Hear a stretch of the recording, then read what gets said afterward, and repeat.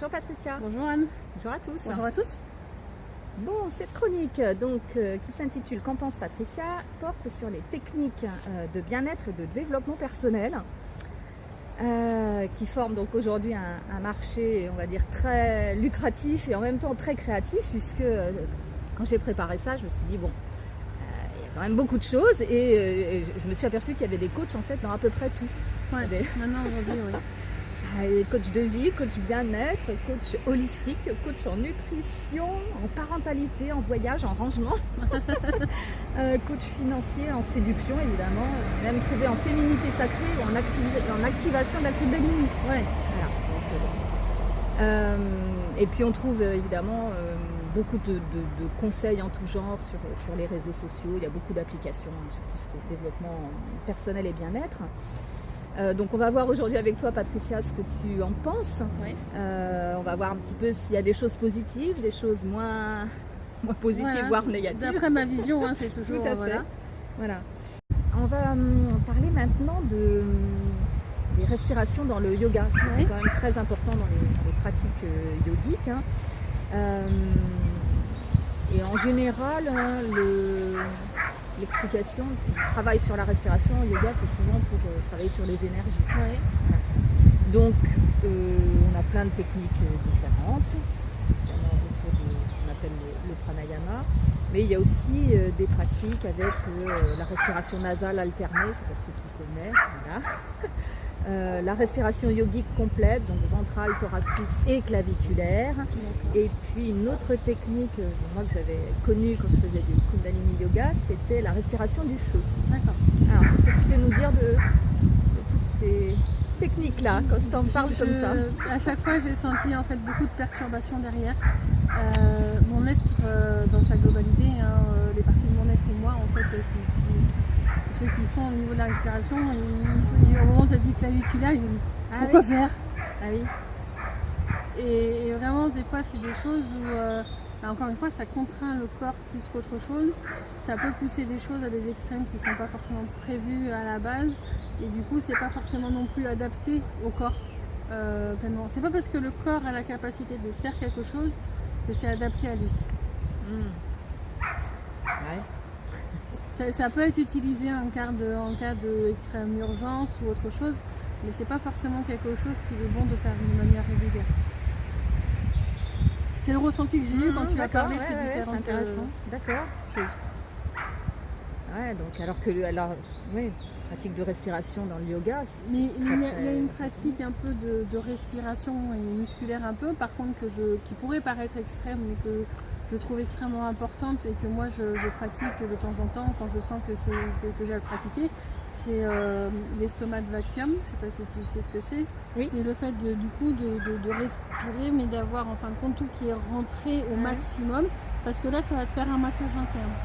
Et ça c'est quelque chose qui est bon par exemple de faire régulièrement. Pourtant ça pourrait paraître extrême, parce qu'en fin de compte, quand tu vois certains qui le pratiquent, tu as l'impression qu'il a un trou au niveau du ventre, quoi. Et pourtant c'est quelque chose qui est très bénéfique pour le corps. Encore une fois, à ne pas faire de manière constante. Oui. Le stomach vacuum, je crois que c'est issu des techniques yogiques. C'est possible aussi, c'est possible. Okay. La respiration du feu, donc, qui est quand même une respiration puissante, avec quelque chose de... Je ne connais pas, donc je ne sais pas à quoi ça correspond derrière. Ouais, mais est-ce que ça t'inspire quoi en fait? Il va falloir que tu me décris comment c'est cette respiration, parce que sinon j'y arrive pas. Je crois que c'est une inspiration courte par le nez. Alors non, tout doit se faire par le nez, tu vois, je sais même plus. Mais et une expiration forte. Alors c'est en continu, c'est-à-dire qu'il n'y a pas de pause. Voilà. Ouais, il faut être assez fort. Tu vois, j'aurais pas envie de le poursuivre. Ouais. C'est quelque chose pour moi qu'on va peut-être plus savoir quand on est dans un état où on va courir ou qu'on va mettre son corps sous effort, mais de le faire sans que le corps soit sous effort, ça crée une dissonance. Ouais.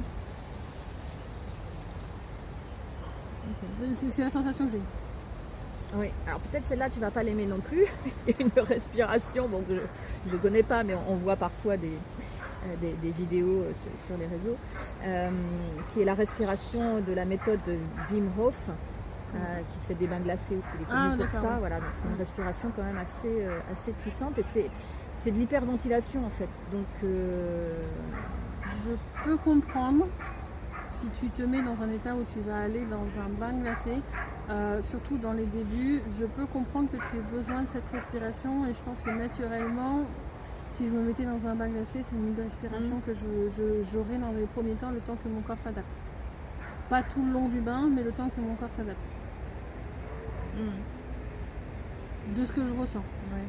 Alors, je connais pas bien la méthode, hein. J'ai pas approfondi, mais voilà, je sais qu'il y a cette respiration qui est quand même Moi, assez je sais forte. que j'ai tendance à prendre, tu vois, des douches glacées ou autre chose, et qu'au tout début où il y a le entre guillemets choc thermique, et ben je sais que ma respiration change justement en quelque chose qui est un peu plus parce qu'il y a besoin que le corps s'adapte aussi de plusieurs manières ou autres. Il a besoin d'oxygène à ce moment-là, donc il a besoin d'une respiration un peu plus rapide, d'une respiration un peu particulière à ce moment-là. Chez moi, ça va pas durer longtemps, ça va durer 5 secondes ou un truc comme ça, tu vois. Mais je peux comprendre que si on met son corps dans un certain type d'état comme là, aller dans un bain glacé, ben la respiration, elle doit changer. Et ça, c'est normal. Ouais, ok.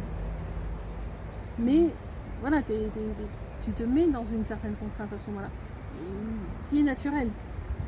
On ne serait pas dans cette société moderne, et ben en plein hiver, on irait dans des bains glacés. Donc le corps est adapté à ça. Tiens, puisqu'on parle des bains glacés, qu'est-ce que tu en penses, toi? Donc, tu dis que tu prends des douches. Oui, moi, froides. mon truc, il est à fond sur le froid, tu vois. Donc, mais des fois, en plein hiver, je le bouge peut-être d'1 ou 2 mm pour avoir un poil plus chaud. Mais ça m'est arrivé que même en plein hiver, il fait négatif derrière. Mon truc de douche, il est à fond dans le froid, tu vois. Et pour moi, c'est plus naturel. J'aurais dû... Alors, c'est assez bizarre. Si j'ai envie de prendre un bain, j'irai plus sur quelque chose qui va être plus chaud. Alors peut-être pas non plus chaud à l'extrême, hein, mais qui va être plus chaud pour aider le corps à se détendre, etc. Et tout. Par contre, une douche, j'aurais tendance à le faire complètement froid. Et le fait que donc, les bains glacés, notamment de cette méthode Wim Hof, l'idée c'est de développer son système immunitaire en fait. Il y a des bienfaits mais le fait de moins... Enfin, le problème de la société actuelle, c'est qu'en fait on enlève l'adaptabilité du corps. Et donc du coup, le système immunitaire, il n'a pas moyen de s'entraîner à différentes choses. Et c'est important en fin de compte d'avoir dans nos latitudes, en tous les cas, parce que tu pourras peut-être avec des latitudes type équateur où il y aura plus de régularité et le corps sera adapté à ça. Mais dans nos latitudes à nous, c'est important en fin de compte de pouvoir avoir le chaud, le froid, que le corps s'adapte au chaud et au froid. Par contre, je n'irai pas faire un pain glacé en plein été, tu vois.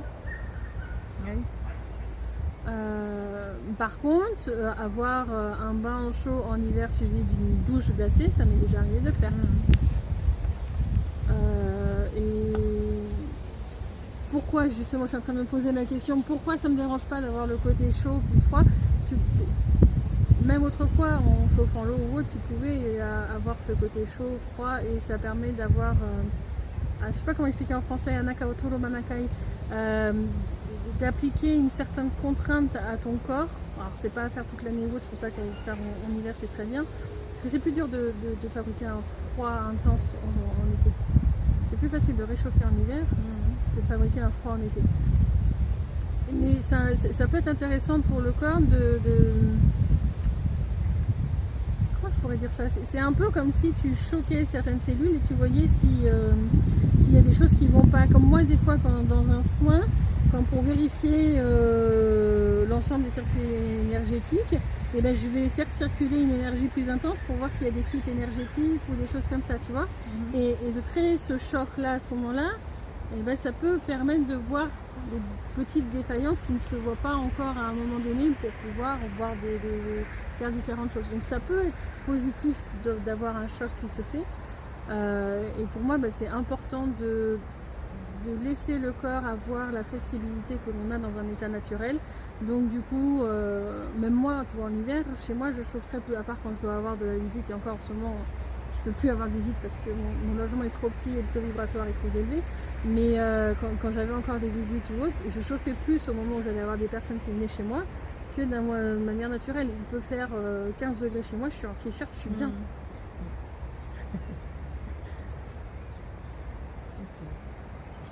Alors, pour en revenir et terminer sur la partie technique de respiration, il y a des techniques aussi, comment je vais dire ça, qui sont des respirations forcées, Ouais. qui sont en boucle, hein, avec de l'hyperventilation, avec quelque chose d'assez fort, et ça crée des états de transe, des états modifiés de conscience. Ça peut entraîner des libérations émotionnelles, et parfois c'est ce qui est recherché, notamment au travers des techniques de breathwork dont on parlait au début.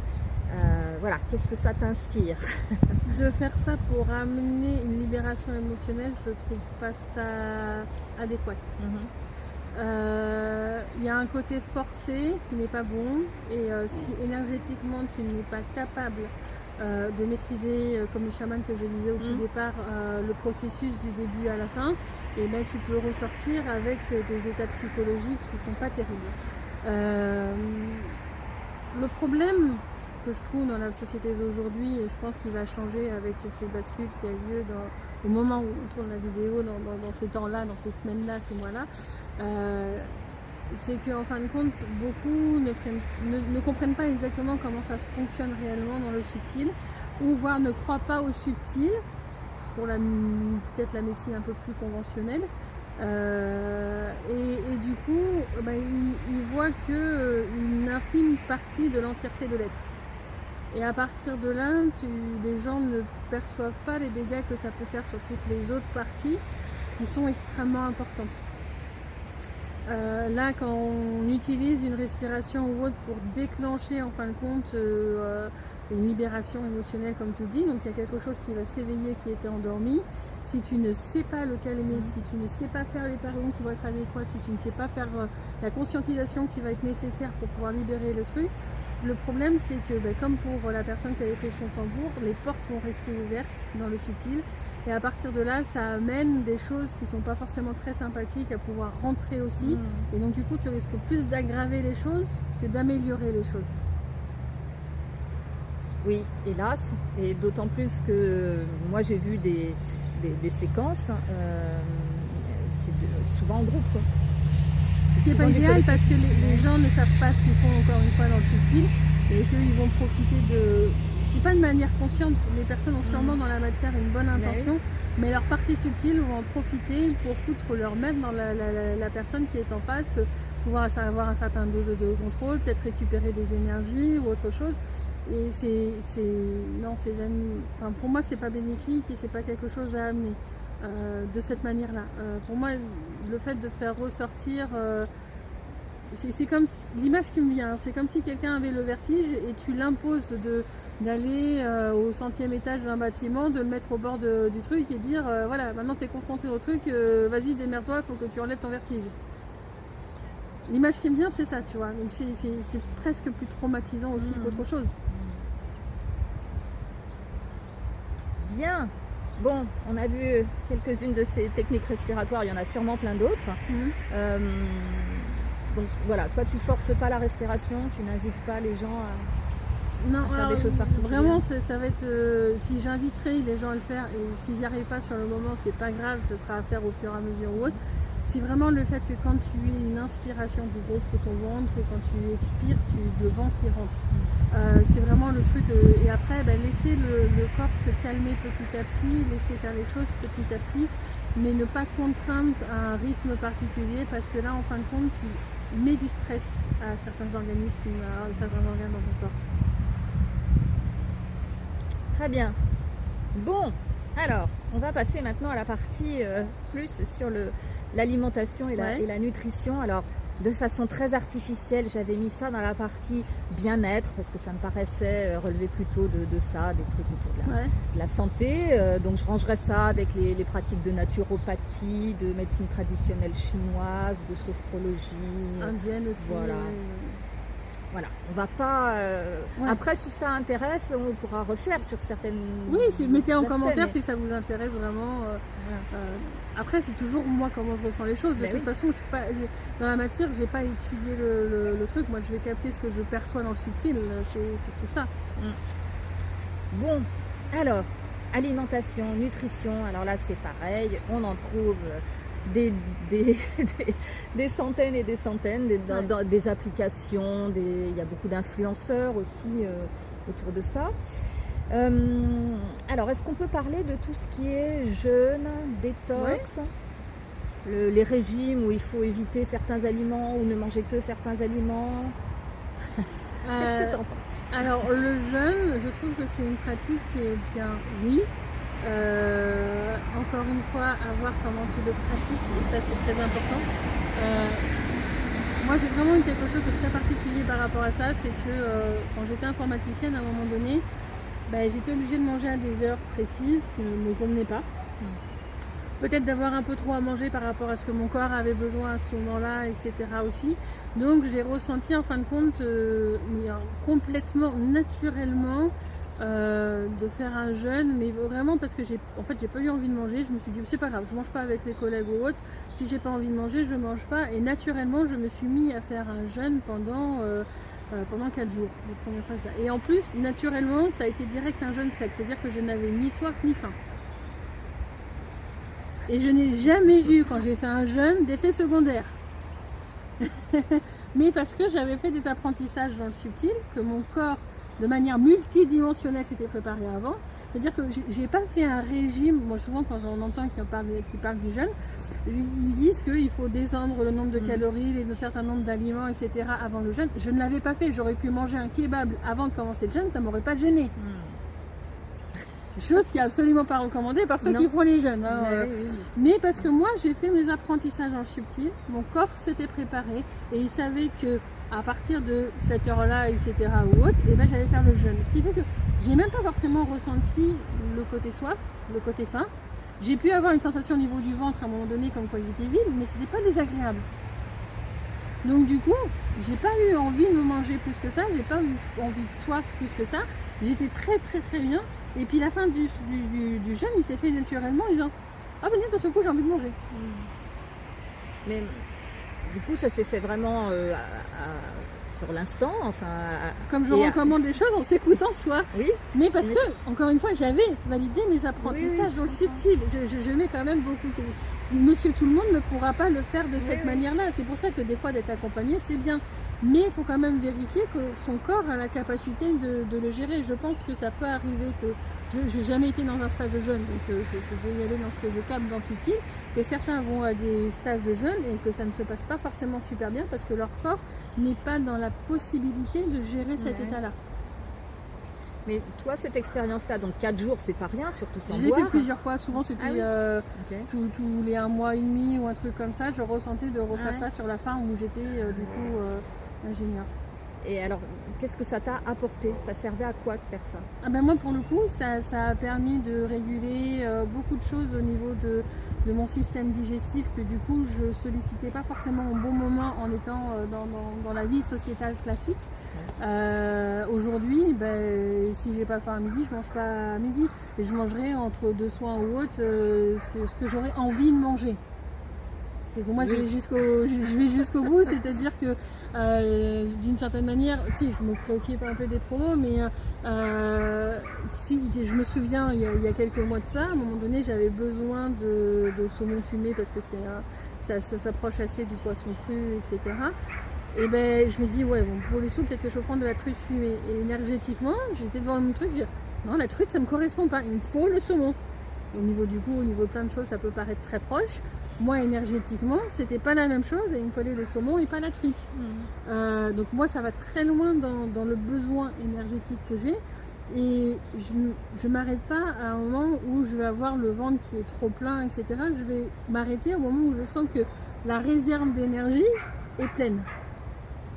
Donc j'ai plus cette sensation de ventre plein ou autre comme on pourrait avoir, je sais pas, quand on fait un restaurant à volonté ou autre chose. Alors je l'ai eu dernièrement, mais pour d'autres choses dans ce type de restaurant, parce qu'il y avait une pâtisserie où il y avait des aliments qui ne sont pas supposés être dedans. Je ne vais pas rentrer trop dans les détails. Et qui avait fait que la première bouchée que j'ai fait, j'ai senti mon ventre qui a gonflé d'un coup. Et donc du coup là j'ai eu une saturation parce que c'était des aliments que mon corps ne supportait pas. Mais à part ce genre d'extrême, je suis dans une écoute particulière. Donc forcément, quand je vais être dans un état de jeûne, Et ben, le corps, en fin de compte, ne passe pas d'énergie à digérer, à remplir les trucs, les emplacements d'énergie ou autres. Il va brûler les cellules qui ne conviennent pas. Il va brûler les différents éléments qui ne conviennent pas dans le corps, etc. Ça amène une épuration qui est d'une certaine manière plus rapide. Quand c'est bien géré. Quand c'est mal géré, les épurations ne sont pas forcément complètes, donc c'est pas forcément non plus forcément. C'est pour ça que le corps doit savoir le faire. Je pense que s'il y a à un moment donné des effets secondaires, c'est sûrement parce que le corps ne sait pas bien gérer justement ce côté de brûler en fin de compte les éléments qui ne vont pas et de vraiment se concentrer sur ce tri intérieur. Un peu comme dans une maison quand on fait le ménage de printemps. On va regarder dans les tiroirs qu'est-ce qu'on a, qu'est-ce qu'on doit jeter, etc. C'est l'image qui me vient en comparaison, c'est vraiment ça, tu vois, par rapport aux jeunes.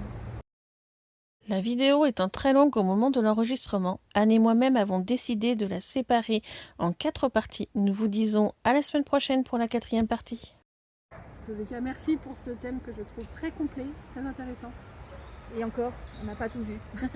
Et si vous avez des questions plus précises par rapport à ça, mettez-les en commentaire, puis on verra pour exposer ça sur une autre vidéo. Ok. Merci beaucoup Patricia. Merci à toi Anne.